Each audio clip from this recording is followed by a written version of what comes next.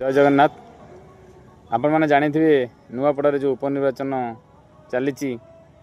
तो सेठी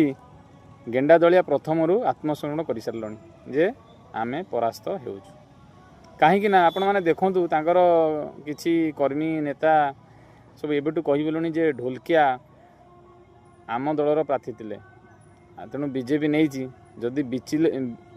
ढोलकिया जीतुंट तो सीटी बीजेडी ही परोक्ष विजय हो तो से गेंडा मानक मु कही रखुची तुम्हें सब जो बीजेपी प्रार्थी नहीं विजय लाभ कर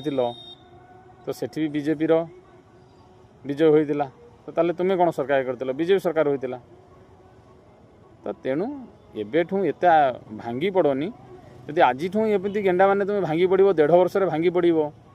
तो 2029 बेलू तो तुम ईवीएम चिन्ह न मत लगुच तो धैर्य रख लड़े कर लड़े कर हार एमती प्रथम हारे लाभ कौन रही। जय जगन्नाथ।